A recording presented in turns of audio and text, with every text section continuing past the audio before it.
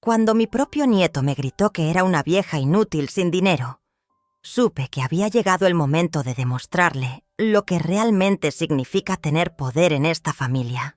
Si no te suscribes ahora, te arrepentirás de perderte la venganza más satisfactoria que una abuela puede ejecutar. Permíteme contarte algo que jamás pensé que compartiría con nadie. Mi nombre es Elena. Tengo 68 años. Y durante décadas creí que amar significaba dar todo sin esperar nada a cambio. Qué equivocada estaba. Todo comenzó hace 3 meses, cuando recibí esa llamada que cambiaría mi vida para siempre. Era mi nieto Sebastián, de 22 años, gritándome por teléfono con una crueldad que jamás imaginé posible. «Vieja, ya no me sirves si no tienes dinero». Sus palabras se clavaron en mi corazón como dagas envenenadas. Pero yo ya sabía la verdad. Durante semanas había estado investigando, siguiendo las pistas de mis ahorros que supuestamente financiaban sus estudios universitarios. La realidad era muy diferente. Mi nieto se había convertido en un adicto que gastaba mi dinero en fiestas, drogas y alcohol, mientras mentía descaradamente sobre su educación. Esa noche, después de colgar el teléfono, me senté en mi cocina y lloré como no lo había hecho en años. Pero no fueron lágrimas de tristeza, fueron lágrimas de liberación. Por primera vez en décadas, veía con claridad meridiana lo que había permitido que mi familia se convirtiera. Durante 50 años había sido la matriarca silenciosa, la que resolvía problemas, la que abría su cartera sin preguntas. Había criado a mis hijos sola, después de enviudar. Construí un imperio de bienes raíces desde cero, y lo había sacrificado todo por una familia que solo me veía como un cajero automático con patas. Pero esa humillación telefónica fue mi punto de quiebre. Esa madrugada, mientras preparaba café con manos temblorosas, tomé la decisión más importante de mi vida. Era hora de recordarles a todos quién era realmente Elena Herrera. Mi hijo Carlos, padre de Sebastián, había heredado mi debilidad de carácter, pero no mi inteligencia para los negocios. Mi nuera Patricia solo aparecía cuando necesitaba dinero para sus caprichos. Y mi nieto, mi querido nieto, se había convertido en el monstruo que yo misma había creado con mi generosidad ciega. Durante años había ocultado mi verdadero patrimonio, fingiendo ser una abuela de recursos limitados para que me amaran por quien era, no por lo que tenía. Qué ingenua fui al pensar que la humildad compraría amor genuino. Esa madrugada, mientras el sol apenas asomaba por mi ventana, supe que había llegado el momento de quitarme la máscara. La dulce abuela Elena estaba a punto de morir, y de sus cenizas resurgiría la mujer que una vez construyó un imperio con sus propias manos. Pero antes de continuar con mi historia, déjame explicarte cómo llegué hasta ese momento de quiebre, porque para entender mi venganza, necesitas conocer los años de humillaciones que la precedieron. Porque lo que mi familia estaba a punto de descubrir los dejaría sin aliento. Y mi nieto Sebastián aprendería de la manera más dura que subestimar a su abuela había sido el error más costoso de su vida. Mi historia comenzó en un barrio humilde de Buenos Aires, donde aprendí que la dignidad no se negocia y que el trabajo honesto es la única moneda que vale la pena acumular. Mi padre, don Roberto, era carpintero, y mi madre, doña Carmen, costurera. Ambos me enseñaron algo fundamental. Elena, el respeto se gana con acciones, no con palabras bonitas. Recuerdo vívidamente cuando tenía apenas 18 años, y mi padre me llevó a ver una casa en construcción. «Mira bien, hija», me dijo señalando los cimientos. «Una casa sin bases sólidas se derrumba con la primera tormenta. Las personas somos iguales». Esas palabras se grabaron en mi alma como hierro candente. Mis padres jamás tuvieron mucho dinero, pero tenían algo más valioso: principios inquebrantables. Nunca pedían prestado, nunca vivían por encima de sus posibilidades y jamás toleraban la falta de respeto. Yo absorbí esas lecciones como una esponja sedienta. A los 20 años, mientras mis amigas pensaban solo en matrimonio, yo soñaba con algo diferente. Quería construir mi propio futuro, ser independiente, Demostrar que una mujer podía triunfar sin depender de nadie.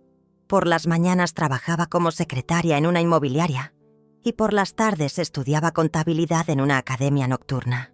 Fue durante esos años de formación cuando desarrollé mi ojo para los negocios.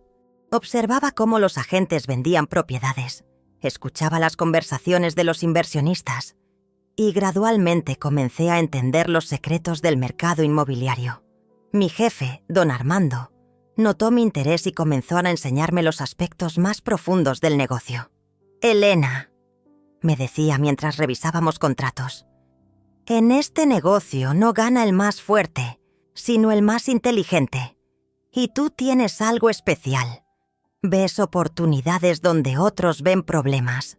Sus palabras alimentaron mi ambición de manera que ni siquiera imaginaba entonces. A los 23 años logré comprar mi primera propiedad, un pequeño departamento en San Telmo que necesitaba reparaciones menores. Trabajé día y noche renovándolo con mis propias manos, aprendiendo plomería, pintura y carpintería básica. Cuando lo vendí 6 meses después, obtuve una ganancia del 40%. Ese primer éxito despertó en mí una sed insaciable. Reinvertí cada peso ganado, comprando propiedades deterioradas, renovándolas y vendiéndolas por el doble. Mi reputación creció rápidamente en el sector inmobiliario. Para mis 30 años, ya poseía 12 propiedades y había establecido mi propia empresa, Inversiones Herrera, pero el destino tenía preparada una prueba devastadora. En 1985, cuando mi negocio florecía, conocí a Miguel Santander. Era arquitecto, encantador y tenía una sonrisa que derretía mi corazón de hielo empresarial. Me enamoré perdidamente y por primera vez en mi vida, alguien más se volvió más importante que mis ambiciones. Miguel admiraba mi inteligencia comercial, pero también respetaba mi feminidad. «Elena», me susurraba durante nuestros paseos por Puerto Madero, «eres la mujer más extraordinaria que he conocido. Fuerte como el acero, pero con un corazón de oro. Con él aprendí que el amor verdadero no disminuye tu poder, sino que lo multiplica».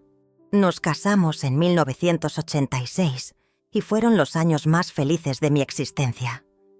Miguel se convirtió en mi socio comercial y en el amor de mi vida. Juntos expandimos el negocio, construyendo no solo propiedades, sino también sueños compartidos. Él diseñaba, yo negociaba, y nuestra combinación resultó letal para la competencia. En 1988 nació Carlos, nuestro único hijo. Recuerdo sostenerlo en mis brazos, prometiéndole silenciosamente que tendría todo lo que yo no tuve: seguridad económica, educación superior y, sobre todo, amor incondicional. Esa promesa, que en su momento me pareció noble, se convertiría años después en mi mayor error. Pero la felicidad perfecta no dura para siempre. En 1995, Miguel murió súbitamente de un infarto mientras supervisaba una construcción. Tenía apenas 42 años. El mundo se desplomó sobre mis hombros como un edificio sin cimientos. La muerte de Miguel me destrozó de maneras que jamás creí posibles. Durante semanas me quedé paralizada en nuestra habitación, incapaz de procesar que el hombre que había llenado mi mundo ya no existía. Carlos, con apenas 7 años, me veía llorar sin entender por qué mamá ya no sonreía. Los primeros meses fueron una nebulosa de dolor. Los empleados de la empresa intentaban mantener todo funcionando, pero yo había perdido la motivación para todo. Las propiedades, los contratos, las ganancias, nada de eso importaba sin Miguel a mi lado. Por primera vez en mi vida, consideré seriamente vender todo y retirarme a vivir de las rentas. Pero fue precisamente Carlos quien me devolvió a la realidad. Una tarde lo encontré jugando con los planos arquitectónicos de su padre, intentando dibujar casas como lo hacía papá. «Mami», me dijo con sus ojitos llenos de inocencia, «¿ya no vamos a construir más casas bonitas?». Esas palabras fueron como un rayo que atravesó mi depresión. Esa noche, mientras Carlos dormía, me senté en el escritorio de Miguel y tomé una decisión crucial. Continuaría el negocio, pero ahora tendría un propósito diferente. Ya no construiría solo para mí, sino para asegurar el futuro de mi hijo. Cada peso ganado, cada propiedad adquirida, cada inversión realizada, sería un ladrillo más en el castillo que le dejaría a Carlos. Los siguientes años fueron de trabajo incansable. Contraté a los mejores arquitectos para reemplazar el talento de Miguel, expandí el negocio hacia otros barrios de la capital y diversifiqué las inversiones hacia el sector comercial. Para cuando Carlos cumplió 15 años, Inversiones Herrera era una de las inmobiliarias más respetadas de Buenos Aires. Pero criar a un hijo sola mientras manejaba un imperio comercial me pasó factura emocional. Compensaba mi ausencia física con regalos costosos, viajes al exterior y básicamente todo lo que Carlos deseara. Creía erróneamente que el dinero podía sustituir el tiempo de calidad que no le dedicaba. Carlos creció acostumbrado a obtener todo sin esfuerzo. Cuando pidió un auto a los 18, se lo compré. Cuando quiso estudiar en una universidad privada carísima, pagué sin pestañear. Cuando decidió casarse con Patricia, una muchacha de familia acomodada pero sin ambiciones propias, financié una boda que costó más que una casa completa. Patricia llegó a nuestras vidas como una brisa fresca. Era hermosa, educada y aparentemente enamorada de Carlos. Al principio me alegré de que mi hijo hubiera encontrado compañía, pero gradualmente comencé a notar señales inquietantes. Patricia tenía gustos muy caros y una actitud entitled que me recordaba desagradablemente a las clientas más problemáticas de mi negocio. Durante los preparativos de la boda, Patricia me hizo peticiones cada vez más extravagantes. Quería el salón más exclusivo de Palermo, un vestido importado de París y una luna de miel en Europa que duraría 2 meses. Cada vez que yo expresaba alguna reserva sobre los gastos, Carlos me defendía con una frase que se volvió su coletilla. «Mamá, tú tienes dinero de sobra y Patricia merece lo mejor». Esa frase comenzó a molestarme profundamente, pero la ignoré pensando que era natural que un hombre enamorado quisiera complacer a su esposa. Qué ingenua fui al no reconocer entonces que estaba creando un monstruo de 2 cabezas que me devoraría años después. La boda se realizó en 2010 y fue efectivamente espectacular. Patricia lucía radiante en su vestido de 500.000 pesos y Carlos parecía el hombre más feliz del mundo. Yo sonreía orgullosa, creyendo que finalmente mi hijo había encontrado la felicidad que merecía. Durante el brindis, me levanté para dar un discurso emotivo sobre la importancia del amor verdadero y la construcción de una familia sólida. «Carlos y Patricia», dije alzando mi copa, «que su matrimonio tenga los cimientos sólidos que su padre y yo construimos y que el amor los guíe siempre hacia el camino correcto». Las palabras sonaron hermosas esa noche, pero ahora, recordándolas después de todo lo que pasó, suenan como una profecía trágicamente incorrecta. Porque lo que yo no sabía entonces era que estaba celebrando el comienzo de mi propia destrucción emocional. 1 año después nació Sebastián, mi nieto adorado, y con él llegó una nueva dimensión a mi capacidad de amar incondicionalmente. Pero también llegó una nueva dimensión a mi capacidad de ser manipulada. Cuando sostuve a Sebastián en mis brazos por primera vez, sentí que mi corazón se expandía de formas que no creía posibles. Era un bebé perfecto, con los ojos verdes de Miguel y mi nariz respingada. En ese momento, mientras lo acunaba en la clínica, prometí silenciosamente que sería la abuela más generosa del mundo. Patricia había tenido complicaciones durante el parto y los gastos médicos fueron astronómicos. Sin dudarlo, cubrí todo. La habitación privada, los mejores especialistas, las medicinas importadas. Carlos me agradeció con lágrimas en los ojos y yo me sentí profundamente satisfecha de poder resolver sus problemas económicos. Durante los primeros meses de vida de Sebastián, prácticamente me mudé a su casa para ayudar. Contraté a la mejor niñera de Buenos Aires, pagué por los pañales más caros del mercado y me aseguré de que mi nieto tuviera todo lo necesario para su desarrollo óptimo. Fue durante esa época que tomé una decisión que ahora reconozco como el primer paso hacia mi propia trampa.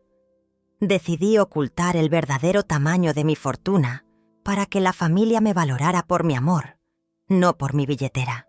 ¡Qué ironía más cruel! Intentando evitar ser vista solo como una fuente de dinero, me convertí exactamente en eso.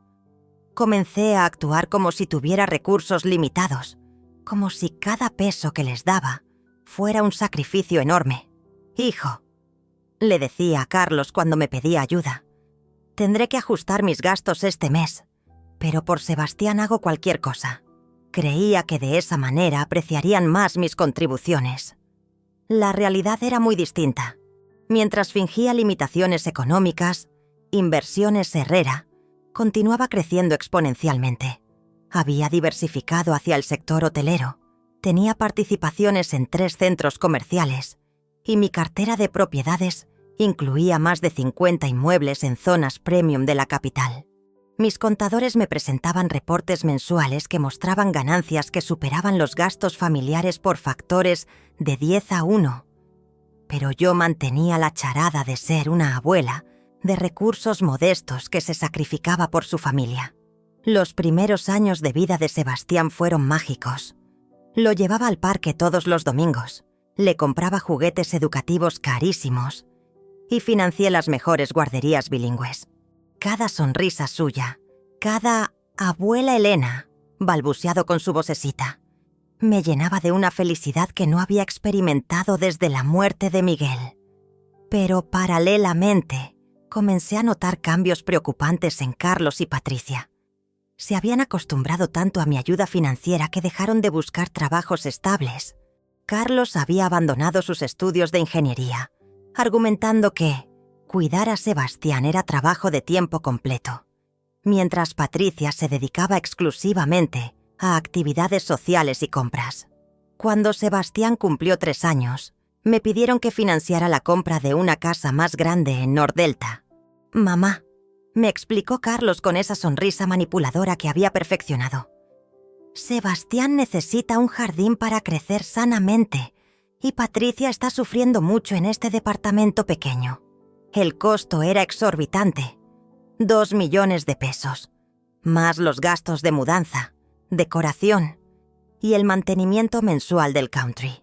Cualquier persona sensata habría cuestionado por qué una pareja sin ingresos estables necesitaba una mansión, pero yo estaba completamente ciega por mi amor hacia Sebastián. Pagué todo sin protestar, pero comencé a sentir una incomodidad que no podía definir.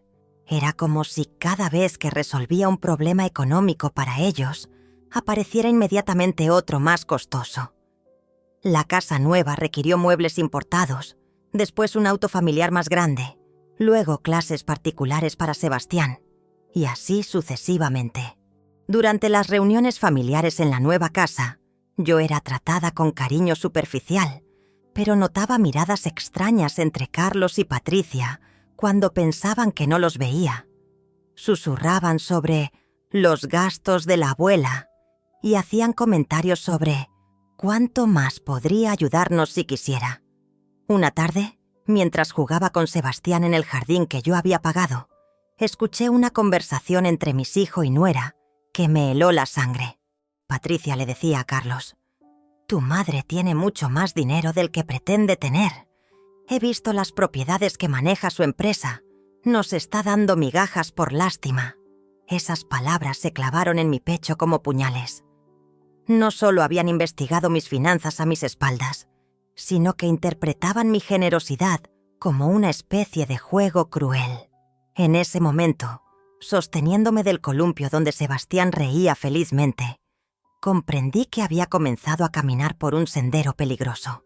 Pero mi amor por ese niño de ojos verdes era más fuerte que cualquier instinto de autopreservación, y decidí continuar con mi papel de abuela sacrificada, sin imaginar las consecuencias devastadoras que esa decisión traería a mi vida. Los años siguientes transcurrieron en una rutina de pedidos cada vez más descarados que yo justificaba como Necesidades familiares normales. Sebastián había empezado el colegio primario en una institución bilingüe exclusiva, cuya cuota mensual equivalía al sueldo de un profesional exitoso. Pero yo pagaba sin chistar, porque mi nieto merecía la mejor educación. Lo que realmente me perturbaba no eran los gastos, sino las actitudes. Carlos había desarrollado una manera peculiar de pedirme dinero.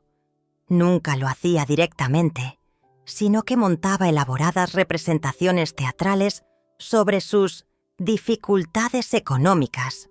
Aparecía en mi oficina con cara de preocupación, suspiraba profundamente y comenzaba relatos dramáticos sobre facturas impagas o emergencias médicas de Sebastián.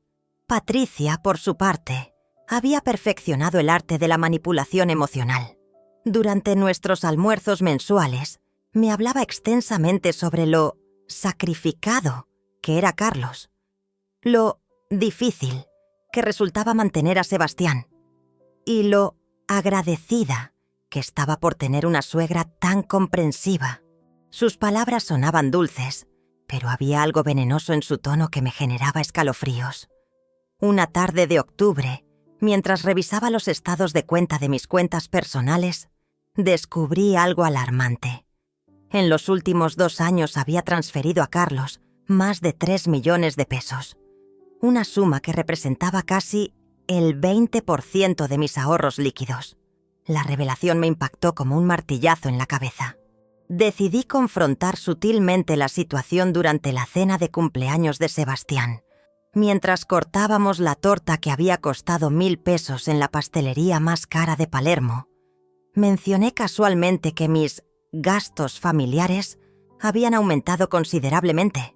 La reacción fue inmediata y reveladora. Carlos intercambió una mirada rápida con Patricia y ambos adoptaron expresiones de inocencia exagerada. «Mamá», dijo Carlos con voz melosa, «nosotros jamás te pediríamos nada que no pudieras permitirte. Si te resulta difícil ayudarnos, podemos buscar otras alternativas». Esa frase aparentemente comprensiva contenía una amenaza velada que me hizo temblar. Otras alternativas significaba claramente que limitarían mi acceso a Sebastián si reducía mi generosidad económica. Era chantaje emocional puro, pero envuelto en papel de regalo con moños de falsa consideración. Los meses siguientes, los pedidos se intensificaron con excusas cada vez más creativas. Sebastián necesitaba clases de tenis en el club más exclusivo de la zona norte. Patricia requería tratamientos estéticos porque una madre deprimida afecta negativamente el desarrollo infantil. Carlos debía comprar un auto nuevo porque la seguridad de Sebastián no se negocia. Cada pedido venía acompañado de argumentos elaborados sobre el bienestar de mi nieto, convirtiendo cualquier negativa de mi parte en un acto de desamor hacia él. Era una estrategia brillante y despiadada que funcionaba perfectamente porque conocían mi debilidad. Haría cualquier cosa por Sebastián. Durante las vacaciones de invierno, financié un viaje familiar a Bariloche que incluyó hospedaje en el hotel más lujoso, excursiones privadas y compras desmedidas en boutiques exclusivas. El costo total superó los 200.000 pesos, pero según Patricia, Sebastián necesitaba conocer la nieve para desarrollar su personalidad. Fue durante ese viaje que presencié una escena que debió haber sido mi momento de despertar definitivo. Estaba caminando hacia la habitación de Carlos cuando escuché a Patricia hablando por teléfono con alguien. La vieja está completamente controlada. Le inventamos cualquier historia sobre Sebastián y afloja la plata inmediatamente. Es más fácil que sacar dulces a un bebé. Mi corazón se detuvo. Durante varios minutos me quedé paralizada en el pasillo, procesando la crueldad de esas palabras. No solo me llamaba la vieja con desprecio, sino que confirmaba que todos mis sacrificios eran vistos como simples manipulaciones exitosas de su parte. Esa noche, mientras Sebastián dormía pacíficamente en la habitación contigua, lloré silenciosamente hasta el amanecer. Sabía que estaba siendo utilizada. Sabía que mi generosidad era interpretada como debilidad, pero también sabía que alejarme significaría perder a mi nieto adorado. Al regresar a Buenos Aires, intenté implementar algunos límites sutiles. Cuando Carlos me pidió dinero para urgencias de Sebastián, le sugerí que me mostrara las facturas médicas. Su reacción fue explosiva. «Mamá, no puedo creer que desconfíes de nosotros después de todo lo que hemos pasado juntos». Patricia se sumó al drama con lágrimas perfectamente calculadas. «Elena, pensé que éramos familia de verdad. Duele mucho que nos trates como estafadores». Su actuación fue tan convincente que terminé disculpándome y entregando el dinero sin más preguntas. Pero algo había cambiado en mi interior. Por primera vez en años, una vocecita interior me susurraba que estaba permitiendo algo profundamente equivocado. Lamentablemente, esa voz aún era demasiado débil comparada con mi terror de perder el amor de Sebastián. Al revisar mis apuntes contables a finales de aquel año, descubrí que cerca del 30% de las utilidades de la empresa había terminado, directa o indirectamente, en los bolsillos de Carlos y Patricia. Esa suma incluía colegiaturas, viajes, tratamientos estéticos, cuotas del club, remodelaciones y hasta la membresía anual de un servicio de compras en Miami, que enviaba ropa de diseñador cada temporada. Sin embargo, yo continuaba firmando cheques, convencida de que todo se hacía por el bien de Sebastián. Mi nieto, ahora con 13 años, empezaba a reflejar la misma arrogancia que veía en sus padres. Llegaba a las reuniones familiares con auriculares carísimos, hablaba de marcas que yo ni conocía y soltaba frases hirientes con la naturalidad de quien jamás ha recibido un no por respuesta. Una tarde, al entregarle un regalo de cumpleaños, un dron profesional que había costado más que mi primer automóvil, lo dejó sobre la mesa y comentó: «Pensé que sería el modelo nuevo, abuela». Esas palabras me atravesaron, pero en lugar de corregirlo, lo abracé, rogando en silencio que el afecto bastara para contrarrestar la vanidad que yo misma había financiado. A comienzos del ciclo escolar siguiente, el director del colegio me solicitó una entrevista urgente. Carlos y Patricia se encontraban demasiado ocupados, así que acudí sola. El hombre me recibió con semblante grave y me mostró fotografías de Sebastián fumando detrás del gimnasio, acompañado por jóvenes mayores que él. También reveló que el muchacho llevaba meses reprobando materias.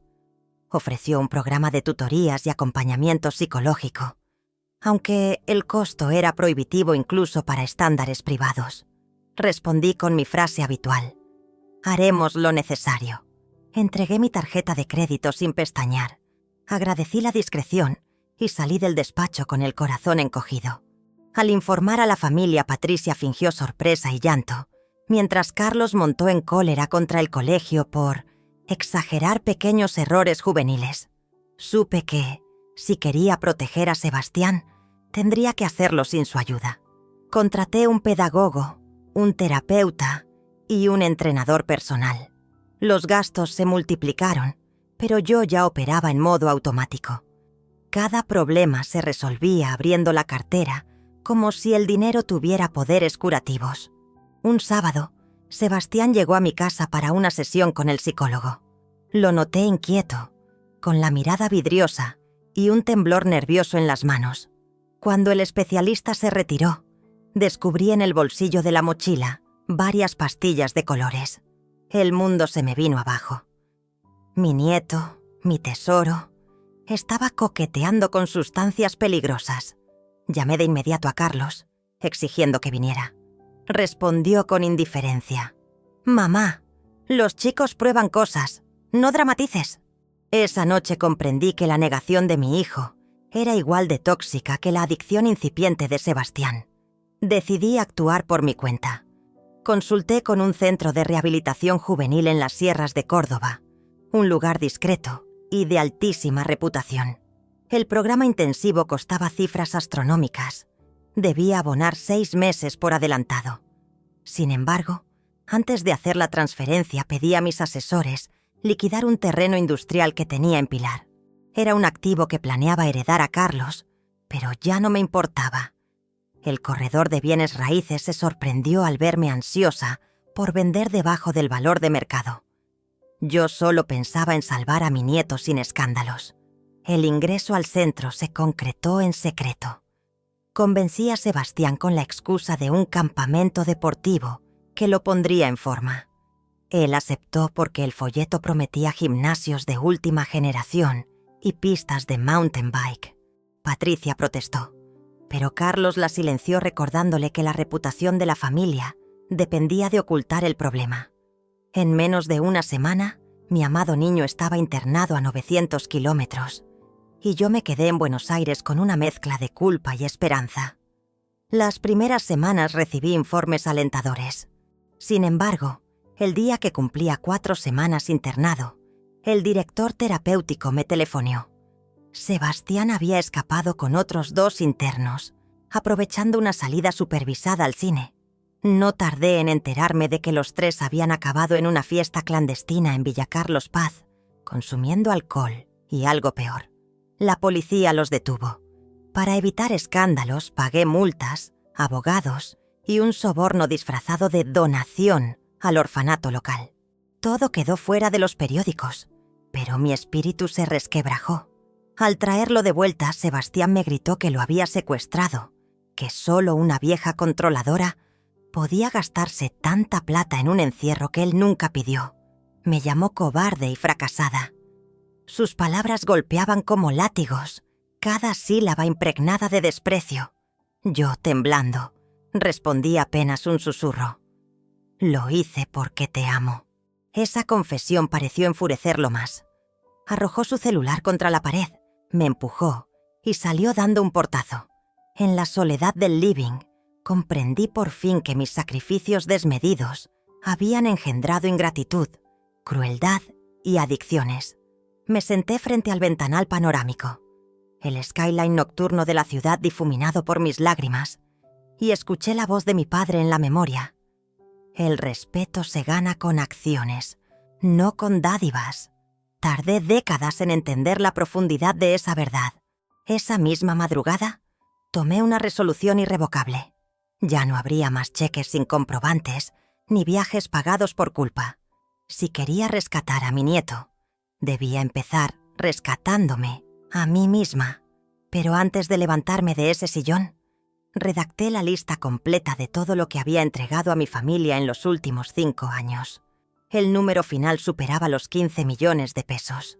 Contemplé la cifra helada, sintiendo cómo la culpa se transformaba lentamente en una chispa de ira contenida. Esa chispa sería la semilla de mi nueva estrategia, una que nadie vería venir. La abuela obediente había muerto en ese instante, aunque nadie lo supiera todavía. Durante las siguientes semanas, comencé a actuar de forma diferente. Aunque nadie lo notara, por fuera seguía siendo la misma Elena comprensiva, pero por dentro había despertado algo que llevaba años dormido. Mi instinto empresarial. Decidí aplicar a mi familia las mismas técnicas de investigación que usaba para evaluar socios comerciales potenciales. Contraté discretamente a un detective privado, Marcelo Vega, especializado en casos familiares. Le expliqué que necesitaba verificar información sobre los gastos educativos de mi nieto. Marcelo, un hombre de 50 años con experiencia en fraudes corporativos, aceptó el encargo sin hacer preguntas incómodas. Los primeros resultados llegaron una semana después y fueron devastadores.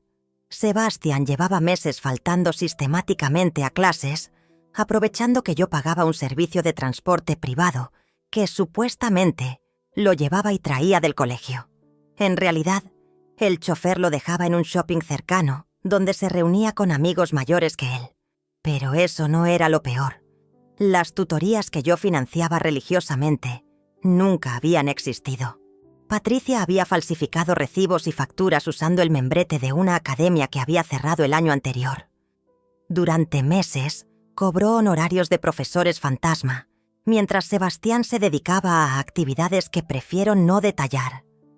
El informe incluía fotografías que me partieron el alma.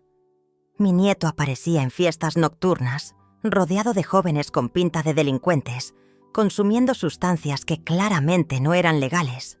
En una imagen particularmente dolorosa, lo captaron comprando algo a un dealer conocido de la zona, usando billetes que yo reconocí inmediatamente.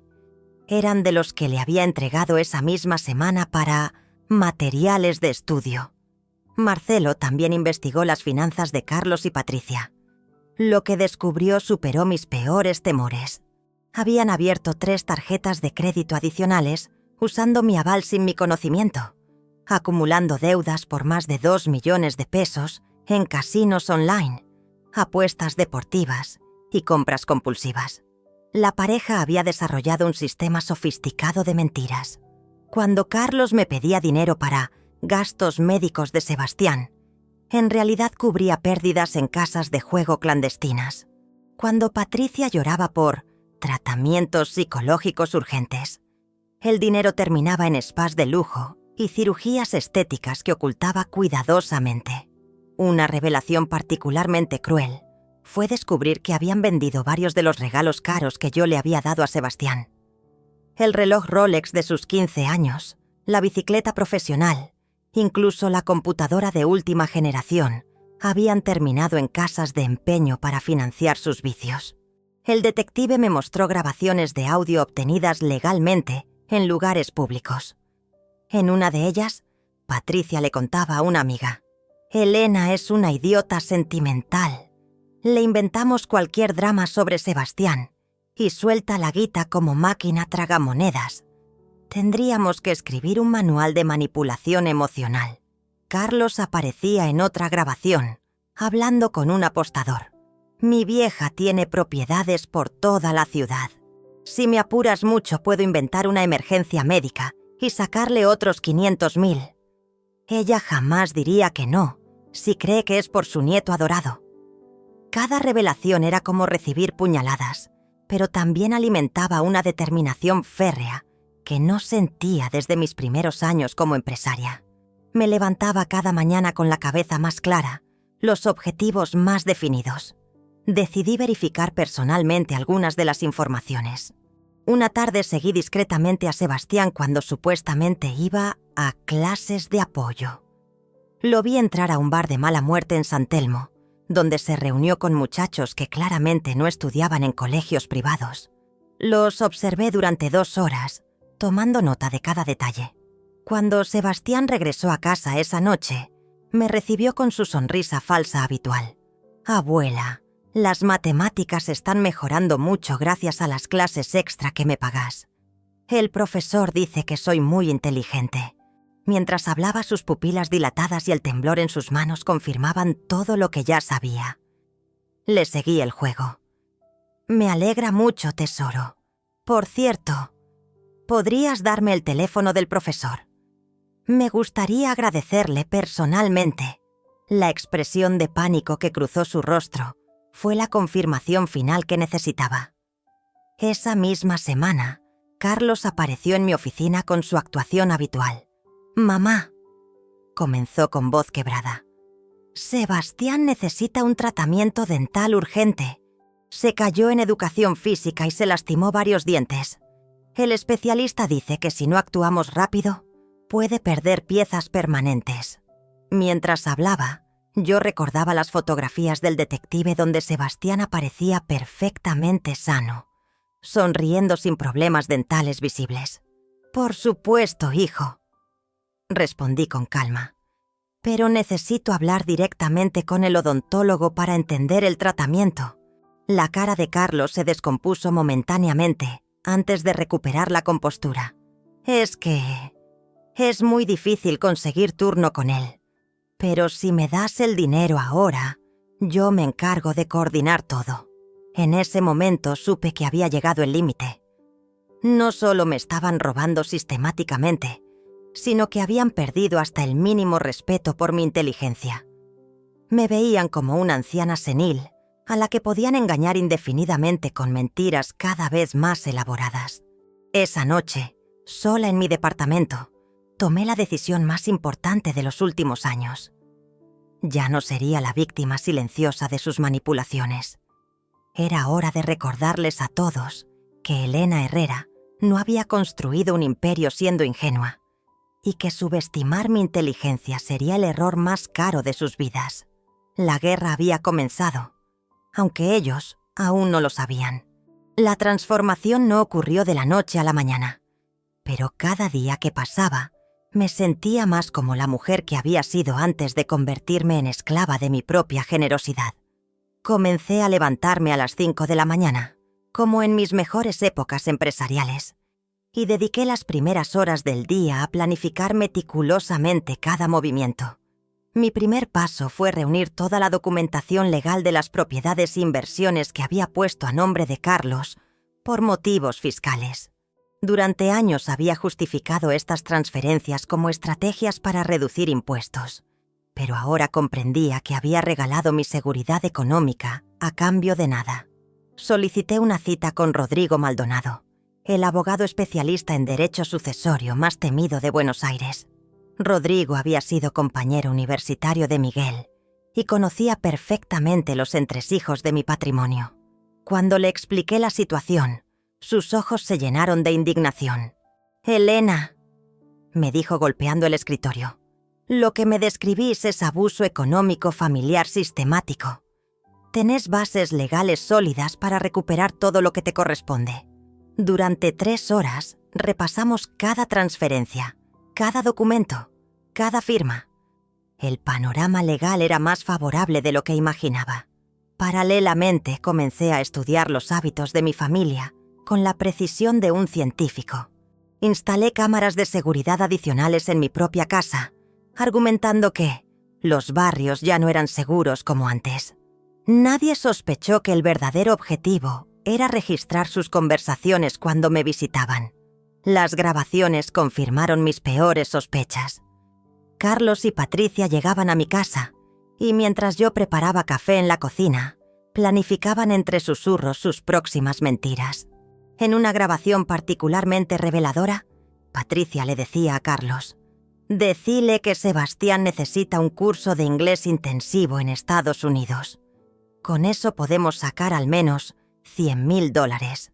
La vieja está tan desesperada por quedar bien con el nieto que ni vas a investigar».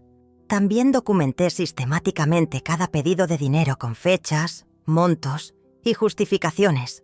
Creé una carpeta digital con todas las facturas falsas, los recibos adulterados y las mentiras comprobables.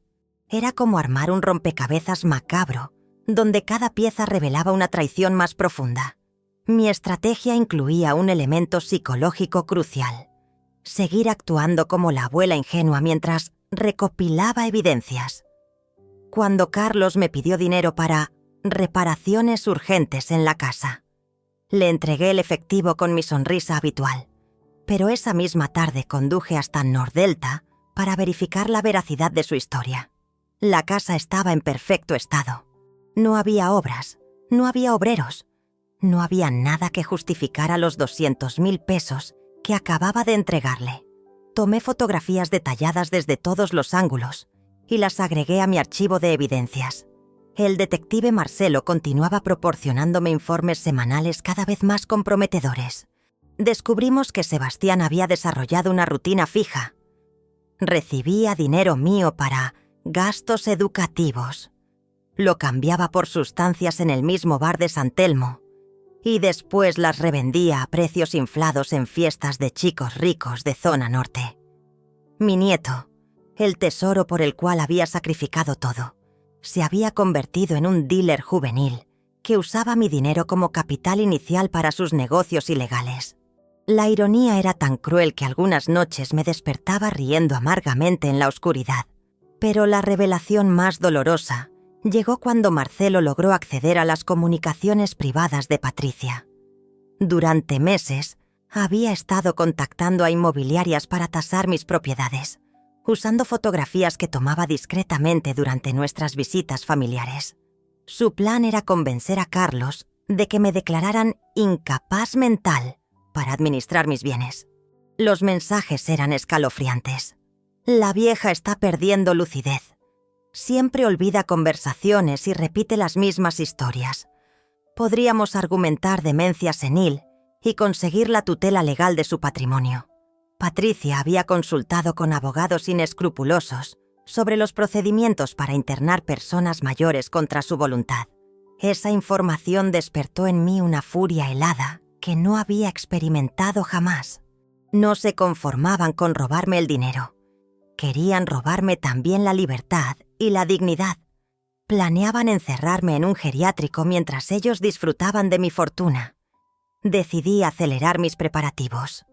Retiré discretamente la mayoría de mis ahorros de los bancos donde Carlos tenía acceso, transfiriéndolos a instituciones financieras en Uruguay, donde había manejado inversiones durante años. Cambié todas mis claves de acceso y eliminé a mi hijo de cualquier cuenta conjunta que hubiéramos mantenido. También comencé a liquidar algunos activos menos rentables, convirtiendo propiedades en efectivo que podía mover rápidamente si la situación se tornaba desesperada. Mis contadores notaron los movimientos, pero les expliqué que estaba diversificando hacia mercados internacionales. Una noche, mientras revisaba los últimos informes del detective, me di cuenta de que había recopilado suficiente evidencia para destruir legalmente a mi familia. Tenía grabaciones, fotografías, documentos falsificados, testimonios de terceros y un historial completo de fraudes que se remontaba a 5 años atrás. Pero más importante aún, había recuperado algo que creía perdido para siempre. La Elena Herrera que construyó un imperio desde cero. La mujer que tomaba decisiones difíciles sin pestañear. La empresaria que convertía obstáculos en oportunidades. Esa mujer había vuelto y estaba preparada para la batalla más importante de su vida. El momento del enfrentamiento se acercaba y yo me sentía más fuerte y determinada que nunca. Mis queridos familiares estaban a punto de descubrir que habían despertado al león equivocado. Los acontecimientos se precipitaron cuando Patricia cometió el error de subestimarme por última vez. Durante una cena familiar en mi casa, mientras Sebastián jugaba con su celular ignorándonos completamente, ella comenzó una conversación que cambiaría todo para siempre. «Elena», me dijo con esa voz melosa que había perfeccionado a lo largo de los años, «hemos estado pensando que tal vez necesites más ayuda para manejar tus asuntos personales. A nuestra edad, es normal que se compliquen las cosas». Sus palabras sonaban cariñosas, pero yo reconocí inmediatamente el veneno que ocultaban. Carlos se sumó al ataque con su actuación habitual. «Mamá, el otro día te olvidaste de pagar la cuota del country y la semana pasada no recordabas haber autorizado una transferencia importante. Patricia y yo estamos preocupados por tu bienestar». La sincronización de sus mentiras era perfecta. Habían ensayado esta escena. Sebastián levantó la mirada del teléfono apenas lo suficiente para agregar: «Sí, abuela, últimamente estás muy rara. Ayer me contaste la misma historia 3 veces seguidas». La crueldad casual de mi nieto me atravesó como una bala, pero mantuve la compostura. «¡Qué extraño!», respondí con fingida confusión. «Yo me siento perfectamente bien, pero tal vez tengan razón». Era fascinante ver cómo mis palabras los tranquilizaron instantáneamente. Creyeron que había mordido el anzuelo. Patricia continuó con su guión. «Por eso pensamos que sería bueno que Carlos tenga acceso a tus cuentas principales, solo como precaución. Nada cambiaría en tu rutina diaria, pero tendríamos la seguridad de que alguien de confianza supervisa tus finanzas». La audacia de la propuesta me quitó el aliento. No solo querían robarme, sino que pretendían que yo les entregara voluntariamente las llaves de mi tesoro. Durante unos segundos, el silencio llenó el comedor mientras ellos esperaban mi respuesta. «Me parece una idea sensata», mentí con voz temblorosa. «Pero necesito consultarlo con mi contador. Son procedimientos complicados». Vi cómo intercambiaban miradas de triunfo, creyendo que habían conseguido su objetivo. Esa misma noche, después de que se marcharan, llamé a Marcelo para intensificar la vigilancia. «Necesito saber exactamente qué están planeando», le expliqué. «Creo que se están preparando para el golpe final». Los resultados llegaron más rápido de lo esperado.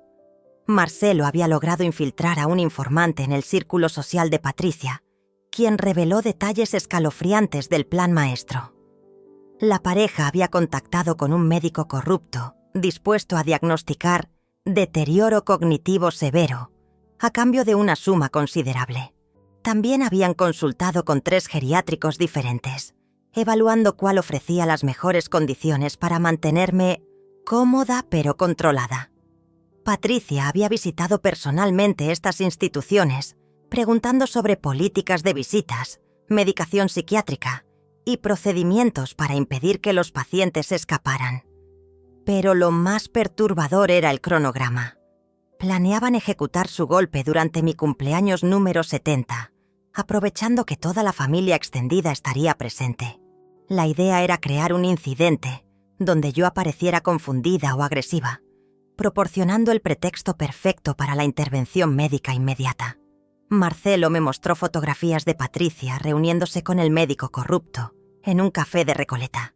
Las imágenes eran nítidas.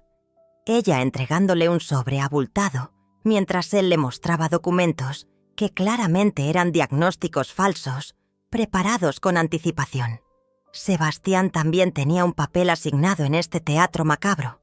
Según los informes, debía provocarme durante la cena de cumpleaños hasta conseguir una reacción emocional fuerte, que después sería interpretada como episodio psicótico relacionado con demencia senil. La planificación era diabólicamente detallada. Habían preparado historias sobre episodios previos que supuestamente habían ocultado para proteger mi dignidad. Carlos practicaba frases como «ya no reconoce a sus propios familiares» y «ayer nos confundió con intrusos». Una grabación particularmente reveladora captó a Patricia ensayando su actuación. «Elena, querida, sé que esto te confunde, pero estamos aquí para cuidarte. El doctor dice que el tratamiento te ayudará a sentirte mejor».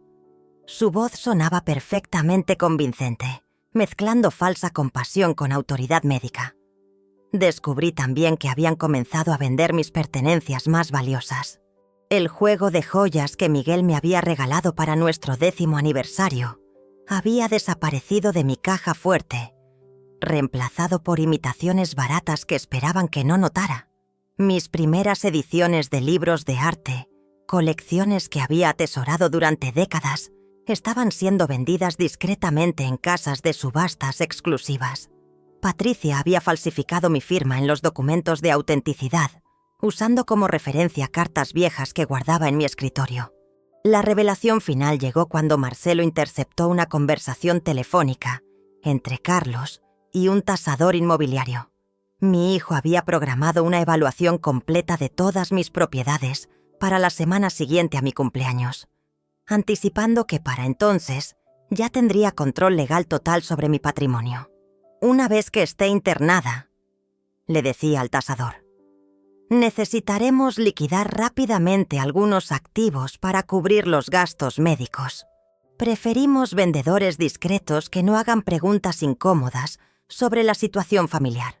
Esa noche, mientras contemplaba el skyline de Buenos Aires desde mi balcón, sentí una claridad mental que no experimentaba desde mis años de joven empresaria. Ya no quedaban dudas ni esperanzas ingenuas. Mi familia había cruzado la línea definitiva y yo estaba completamente preparada para responder con la misma frialdad calculadora que ellos habían demostrado. El cumpleaños número 70 se acercaba y ellos esperaban encontrar a una anciana vulnerable lista para ser sacrificada. En su lugar, se encontrarían con la Elena Herrera, que había destruido competidores despiadados y construido un imperio sobre los escombros de quienes la subestimaron.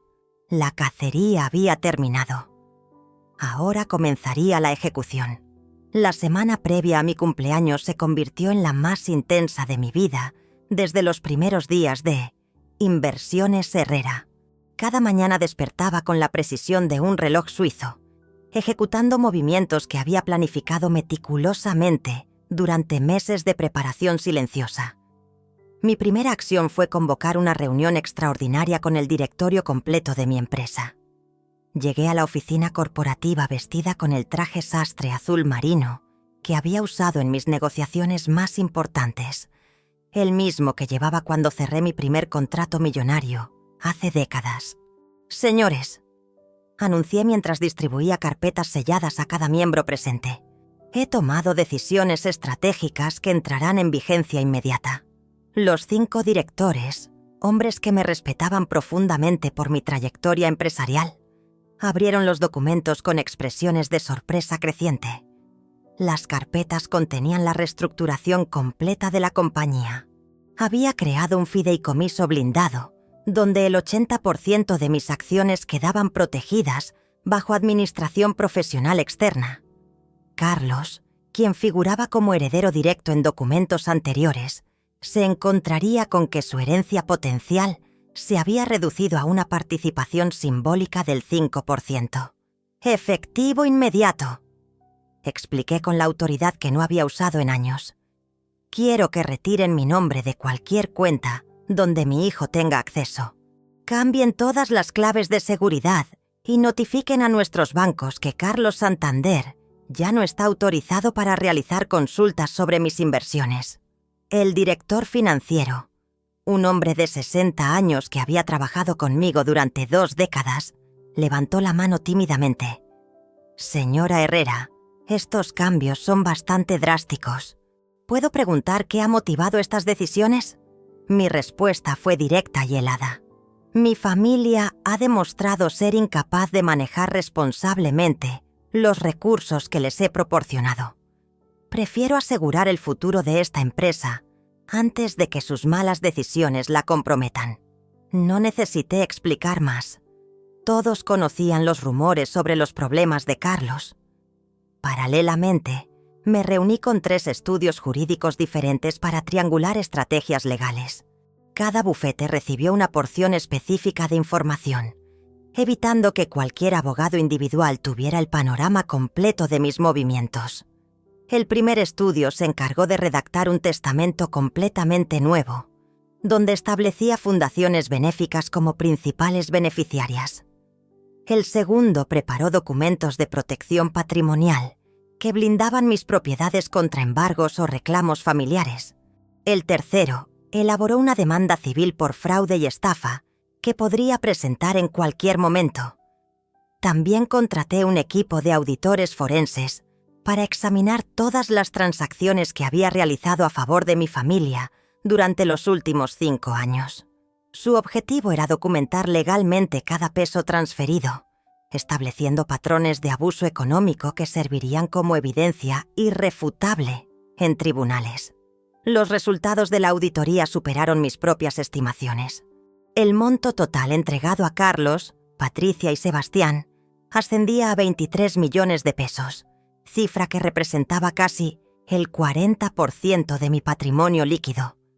Habían vaciado sistemáticamente mis recursos, mientras yo creía estar invirtiendo en el bienestar familiar. Pero el aspecto más crucial de mi preparación involucró la logística del enfrentamiento final.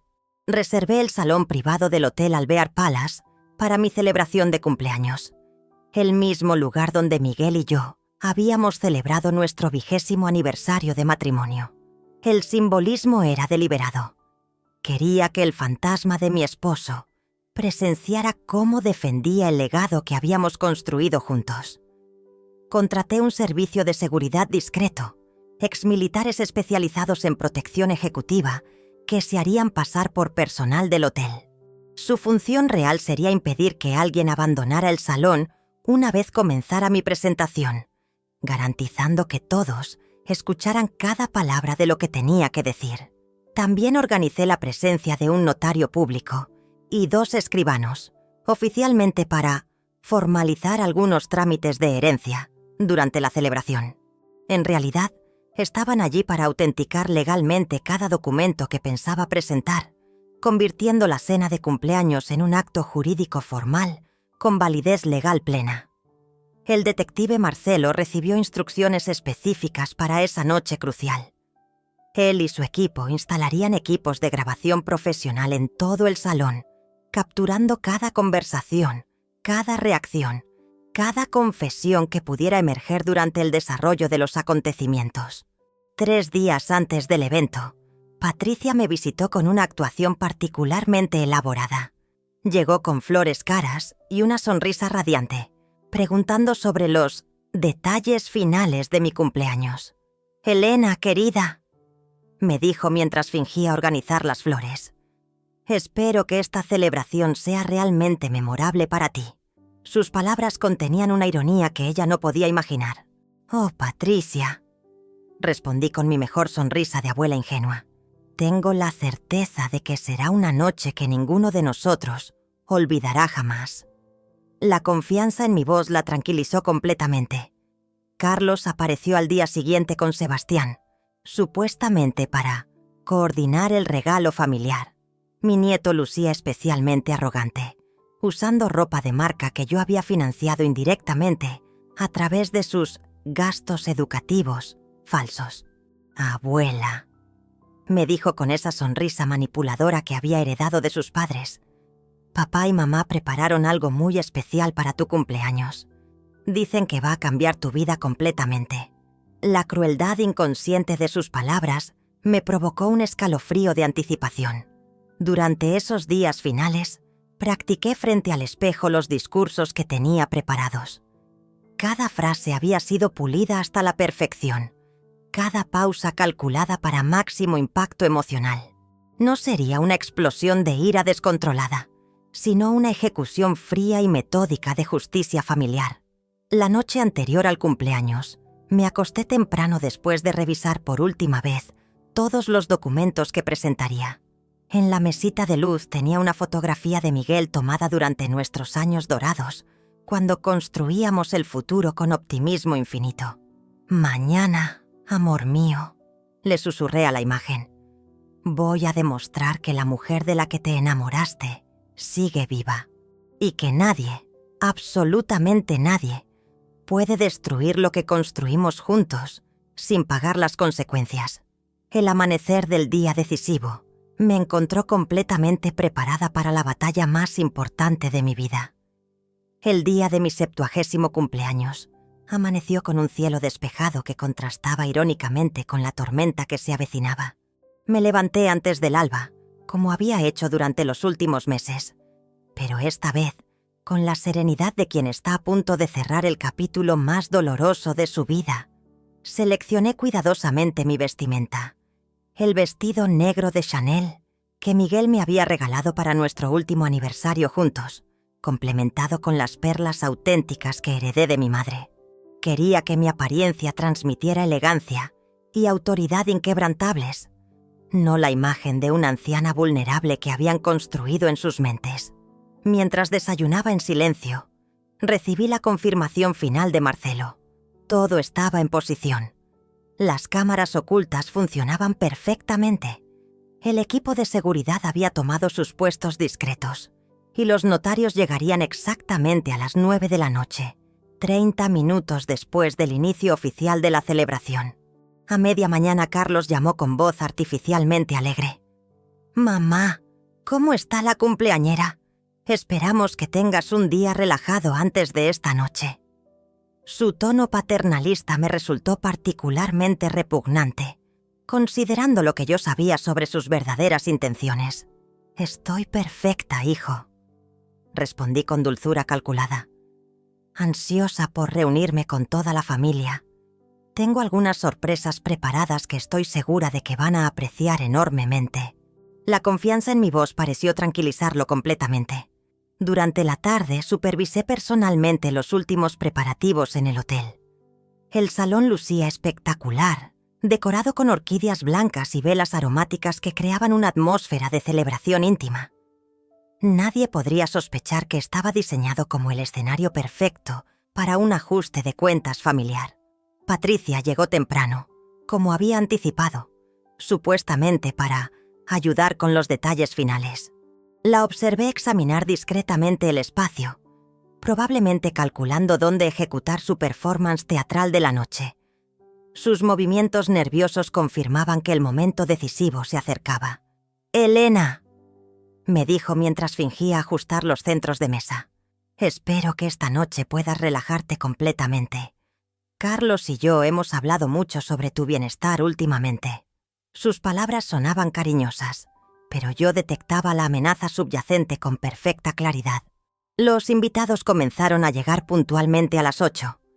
Habían venido primos lejanos, antiguos socios comerciales y algunos vecinos del edificio, a quienes consideraba amistades genuinas. La presencia de testigos respetables era crucial para lo que estaba a punto de suceder. Sebastián llegó con su actitud habitual de adolescente fastidiado, arrastrando los pies y mirando constantemente su teléfono.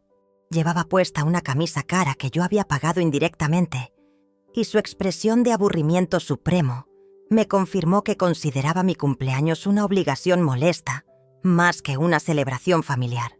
Carlos apareció minutos después, acompañado por un hombre mayor que no reconocí inicialmente. «Mamá», me dijo con sonrisa excesivamente amplia, «quiero presentarte al doctor Ramírez. Es un especialista que... bueno, es amigo de la familia». El médico corrupto había llegado, tal como Marcelo había predicho. El doctor Ramírez me saludó con condescendencia profesional, tomando mi mano entre las suyas mientras me examinaba con mirada clínica, disfrazada de cortesía. «Señora Herrera», murmuró con voz empalagosa, «es un verdadero placer conocer finalmente a la matriarca de esta hermosa familia». Durante la primera hora, todo transcurrió según el protocolo social esperado. Los invitados me felicitaron sinceramente, compartimos anécdotas sobre años pasados, y yo interpreté a la perfección el papel de abuela encantadora, pero ligeramente frágil, que ellos esperaban ver. Patricia y Carlos intercambiaban miradas significativas, esperando el momento apropiado para iniciar su teatro. Sebastián se mantenía cerca del doctor Ramírez, quien observaba cada uno de mis gestos con atención profesional sospechosa. A las 9:10, noté que Carlos le hacía una señal discreta a Patricia. Era hora del espectáculo principal. Mi nuera se acercó a mí con expresión de preocupación estudiada, llevando una copa de champán que rechacé educadamente argumentando que los medicamentos me impedían beber alcohol. «Elena, querida», comenzó Patricia con voz cargada de falsa compasión, «hemos notado que últimamente has estado un poco confundida. Olvidas conversaciones, repites historias y a veces no reconoces a las personas». Sus palabras fueron pronunciadas lo suficientemente alto para que varios invitados las escucharan. Carlos se sumó inmediatamente al ataque coordinado. «Mamá, el otro día me llamaste por el nombre de papá. Y ayer le preguntaste a Patricia si conocía a Sebastián, como si fuera un extraño». Su actuación era convincente, mezclando preocupación filial con autoridad médica amateur. Sebastián, siguiendo el guión ensayado, agregó su contribución. «Sí, abuela, ayer me contaste la misma anécdota sobre el abuelo Miguel 5 veces seguidas. Y cuando te pregunté por qué, te enojaste mucho conmigo». Los invitados comenzaron a murmurar entre ellos, algunos mostrando expresiones de genuina preocupación por mi supuesto deterioro mental. El doctor Ramírez se acercó con semblante profesional, preparándose para su diagnóstico teatral. Pero yo permanecí serena, sonriendo suavemente mientras observaba cómo desarrollaban su performance meticulosamente planificada. Habían subestimado completamente a su oponente y estaban a punto de descubrir cuán costoso había sido ese error de cálculo. Era el momento perfecto para comenzar mi contraataque, y tenía todas las armas necesarias para destruir sus mentiras de una vez por todas. La verdadera celebración estaba a punto de comenzar. «¡Qué interesante!», dije con una sonrisa serena que hizo que Patricia parpadeara nerviosamente. «Porque yo recuerdo perfectamente cada conversación, cada mentira y cada peso robado durante los últimos 5 años». Mi voz cortó el aire del salón como una navaja afilada, y el silencio que siguió fue absoluto. Me puse de pie lentamente, sintiendo cómo todos los ojos se clavaban en mi figura. «Queridos invitados», anuncié con la autoridad que había usado para dirigir juntas corporativas, «antes de continuar con esta hermosa celebración, me gustaría compartir algunas verdades fascinantes sobre mi querida familia». Carlos palideció visiblemente. «Mamá, creo que deberías sentarte. Te ves un poco alterada». Su voz tembló traicionándolo completamente. «¿Alterada?», repetí con una risa cristalina. «Al contrario, hijo mío. Jamás he estado más lúcida en mi vida». Chasqueé los dedos y los notarios entraron al salón, seguidos discretamente por el equipo de seguridad. «Permítanme presentarles al doctor Marcelo Vega», dije señalando hacia la entrada, donde mi detective apareció cargando varias carpetas abultadas. «Durante meses ha estado documentando las actividades de mis seres queridos. Los resultados son absolutamente fascinantes». Patricia intentó interrumpir. «Elena, no sé qué te han dicho, pero...». «Silencio», rugí con una fuerza que no había usado en décadas. Durante años toleré sus mentiras por amor a Sebastián, pero esa época terminó. Ahora van a escuchar cada verdad que han intentado ocultar. Abrí la primera carpeta con movimientos teatrales deliberados. Comencemos con las finanzas familiares. En los últimos 5 años, les he entregado 23 millones de pesos. ¿Saben en qué se invirtió este dinero? Mi voz resonaba en el salón silencioso. En casinos online, donde Carlos perdió 4 millones apostando. En cirugías estéticas para Patricia, que costaron 2,5 millones. En drogas para Sebastián, quien ha estado revendiendo sustancias ilegales usando mi dinero como capital inicial. Sebastián saltó de su silla.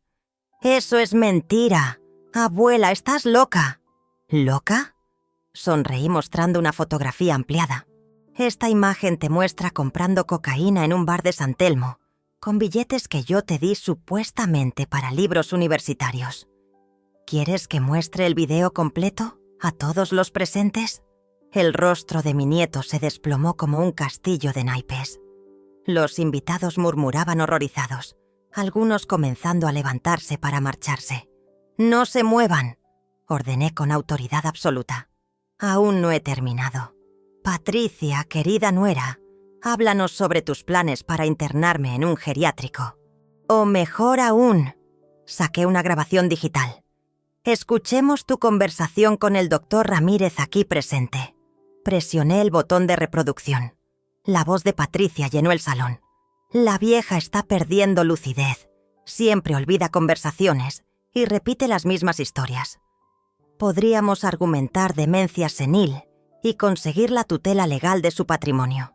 El doctor Ramírez intentó escabullirse hacia la salida, pero los guardias de seguridad bloquearon discretamente su camino. Los invitados lo miraban con repugnancia absoluta. «Y ahora», continué implacablemente, «el plato fuerte de la noche. Carlos, hijo de mi corazón, explícales a todos cómo planeabas declararme incapaz mental para robar mi empresa». Saqué los documentos médicos falsos que Marcelo había interceptado. «Aquí tienes los diagnósticos que compraste, fechados para mañana. Demencia senil severa, deterioro cognitivo avanzado, necesidad de internación inmediata. Todo preparado antes de examinarme siquiera». Carlos se desplomó en su silla, derrotado. «Mamá, nosotros solo queríamos cuidarte». «¿Cuidarme?», mi voz tronó en el salón. «Me robaron sistemáticamente durante años. Vendieron las joyas de Miguel, falsificaron recibos médicos, convirtieron a mi nieto en un drogadicto usando mi propio dinero». Me dirigí hacia Sebastián, quien temblaba incontrolablemente. «Y tú, mi tesoro adorado, me gritaste que era una vieja inútil sin dinero. Esas fueron exactamente tus palabras cuando pensaste que ya no te servía económicamente». Las lágrimas corrían por mi rostro, pero eran lágrimas de liberación, no de dolor. Durante 50 años construí un imperio para dejarles un legado digno. Ustedes lo convirtieron en su cajero automático personal. Uno de los notarios se acercó con documentos oficiales. «Señora Herrera, ¿procedo con las lecturas testamentarias?». «Por supuesto», respondí serenamente. «Queridos familiares, como ustedes planearon declararme incapaz, yo he tomado mis propias precauciones legales. El notario comenzó a leer. Testamento de Elena Herrera. Por razones de abuso económico familiar documentado, desheredó completamente a Carlos Santander y Patricia Méndez. El patrimonio completo se destina a fundaciones benéficas especializadas en rehabilitación de adicciones juveniles. El silencio era sepulcral. Patricia sollozaba histéricamente. Carlos permanecía petrificado y Sebastián miraba fijamente al suelo. «Sebastián», dije con voz suave, «tú tienes 18 años. Si decides rehabilitarte genuinamente y estudiar una carrera real, pagaré tu tratamiento y educación». Pero terminó la época de dinero fácil para drogas y lujos. Me dirigí hacia la salida, sintiendo cómo mi dignidad se reconstruía con cada paso. La cena ha terminado. Los documentos legales entran en vigencia inmediata. Espero que hayan disfrutado su última comida pagada con mi dinero. En la puerta me detuve para pronunciar mis palabras finales. Aprendí que el amor verdadero no se compra con generosidad ciega. Se gana con respeto mutuo y honestidad. Ustedes eligieron la codicia sobre el cariño y ahora viven con las consecuencias. Salí del hotel caminando erguida, respirando el aire fresco de la libertad recuperada. Por primera vez en años, me sentía completa, poderosa y genuinamente feliz. La Elena Herrera que construyó un imperio había regresado para quedarse. Esa noche, en la soledad de mi departamento, brindé con una copa de vino por Miguel, por mi padre y por la mujer valiente que había estado dormida durante demasiado tiempo. La guerra había terminado y yo había ganado mucho más que dinero. Había recuperado mi dignidad y mi autoestima. Sebastián me llamó una semana después, pidiendo ayuda para ingresar a rehabilitación. Su voz era diferente, humilde, quebrada, pero genuina. Tal vez, después de todo, algo bueno emergería de esta dolorosa lección familiar. La abuela manipulable había muerto para siempre. En su lugar, una mujer libre escribía el capítulo final de su historia, con tinta dorada.